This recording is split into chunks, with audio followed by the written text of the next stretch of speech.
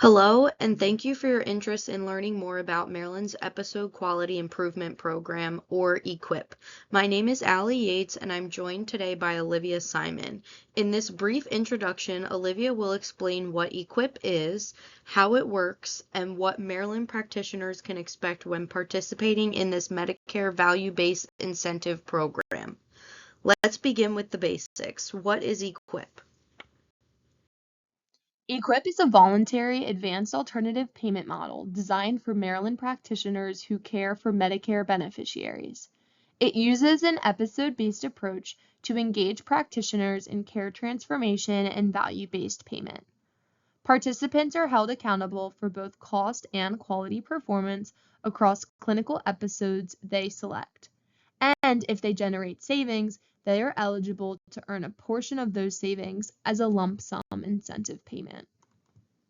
Today's overview covers the major phases of the program, which includes the annual enrollment period, the setting of target prices, the performance evaluation, and the distribution of incentive payments. Each year, practitioners have an opportunity to enroll in EQIP between July and August. During the enrollment period, both new and returning EQIP entities must apply through the EQIP Entity Portal, or EAP. The application requires entities to select the clinical episodes and the care interventions they wish to participate in. Once the enrollment window closes, CRISP will review all applications to determine eligibility. Eligible practitioners must then sign and return their unique care partner arrangement or contract to finalize enrollment. You mentioned a key part of enrollment is selecting clinical episodes. Can you explain what an EQIP episode is? An EQIP episode is a defined period of care for a specific condition, procedure, or treatment. Each episode includes three components. The first is a trigger, which occurs when a specific ICD-10, CPT, or HCPCS code is billed. The second is a look-back period, which is the designated time prior to the trigger event. The third is a close period, which is the designated time following the trigger event. The total relevant episode costs include all Medicare Part A and B claims for services delivered during the episode window that are considered relevant to the episode. It's important to note that all episode triggers and costs are derived from the Medicare fee-for-service claims, and EQIP participants do not have any additional reporting requirements to track episode costs. So, Olivia, how many episodes are currently offered in EQIP? As of Performance Year 5, calendar year 2026, EQIP includes 123 clinical episodes organized into several clinical categories. Any practitioner who meets the participation requirements may enroll in any episode. A full list of episodes and their definitions are available in the Performance Year 5 episode playbook. Earlier, you mentioned target prices. What are they and how are they used? EQIP entity receives a unique target price for every episode it selects. The target price represents the entity's average total relevant episode cost during the baseline year. For Performance Year 5, most episodes use calendar year 2019 as the baseline, though the emergency department episodes only use calendar year 2023. These baseline costs are then trended forward to the actual performance year, and the resulting target price serves as the goal price used to determine whether an entity has achieved savings. So, the target price is used to determine if an entity generates savings. Can you explain how EQIP evaluates participants further? EQIP evaluates performance in 3 steps. As mentioned, the first step compares the entity's aggregate episode cost to its target price at the end of the performance year. Savings are recognized when actual performance costs are lower than the target price. In addition, there must be at least 3% of savings achieved to ensure that savings are considered statistically significant. Finally, any prior year savings must be fully offset. The second step is to determine the shared savings amount. The savings will fall into one of 3 tiers. Using the baseline data, EQIP entities will be compared using the statewide experience and ranked on efficiency. This rank will give us the relative shared savings tier that will be paid out. The higher cost practitioners are ranked in the lower tier, and lower cost practitioners are ranked in a higher tier. The lowest ranked tercile has a 50-50 split with the state, and therefore the entities will receive 50% of their savings, and 50% will be retained by Medicare.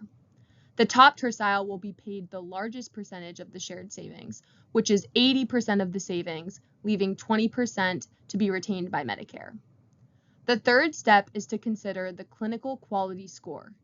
Each EQIP entity is subject to a quality score adjustment as required as a part of EQIP's advanced APM status. EQIP has 3 quality measures.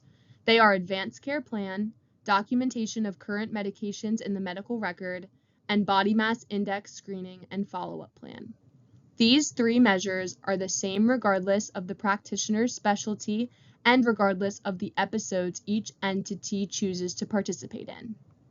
For each attributed episode, the HSCRC will assess whether the 3 quality measures were performed once by any practitioner within the year preceding the end of the episode. Therefore, these measures do not need to be performed by the triggering care partner, but rather EQIP aims to incentivize the coordination across the care continuum with other practitioners who might more frequently provide these services. It is important to note that these quality measures are measured through claims data only.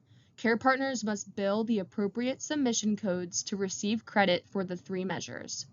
To ensure the outcomes of the program are not at the cost of patient outcomes, 5% of the shared savings will be withheld pending assessment on the 3 quality measures.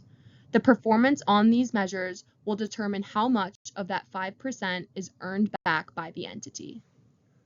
So entities must first achieve savings in their clinical episodes, and then quality adjustments are made. What submission codes should be used to get credit for the quality measures? Each quality measure has its own set of submission codes that must be billed on a Medicare claim in order for the entity to receive credit. For each episode attributed to the EQIP entity, the HSCRC will assess whether the 3 quality measures were performed once and billed appropriately by any practitioner within the year preceding the end of the episode. These submission codes for each quality measure are listed on the slide. Once the quality adjustments are applied, how does an entity receive its incentive payment? Before issuing any payments, EQIP verifies that the incentive payment does not exceed 25% of the average care partner physician fee schedule expenditures for the preceding calendar year. Once that check is complete, the full incentive payment is issued as a single lump sum to the payment remission recipient indicated by the entity during enrollment. Payments are typically issued 9 to 12 months after the end of the performance year. Any internal distribution among individual care partners is determined entirely by the EQIP entity, not by the state. This makes sense for entities who generate shared savings, but what happens if an entity is unsuccessful?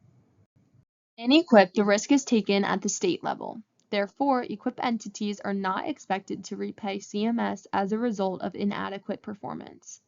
However, the HSCRC does have policies in place to drive meaningful improvements in cost efficiency and quality. The first is the savings policy. Any EQIP entity that creates savings in a performance year will be required to offset those savings in the following performance year prior to earning an incentive payment. An EQIP entity can also be removed from the program if they are in the lower 2 terciles of the tiered shared savings rate and they have 2 consecutive years of savings. The next policy is the catastrophic quality performance. If an EQIP entity's performance rate is below the 20th percentile benchmark threshold for a single quality measure for 2 consecutive years, the EQIP entity will be removed from the program. Thanks for the information, Olivia. If you'd like to learn more, we encourage you to explore the EQIP curriculum, which includes comprehensive learning modules on many of the program topics covered today. The EQIP subgroup also meets on the 3rd Friday of every month at 9 a.m. Eastern Time, which is a great opportunity to receive current program updates. You can also visit the CRISP Learning System or email the EQIP inbox directly at equip@crisphealth.org for more information. Thank you all for joining us. We look forward to supporting your participation in EQIP.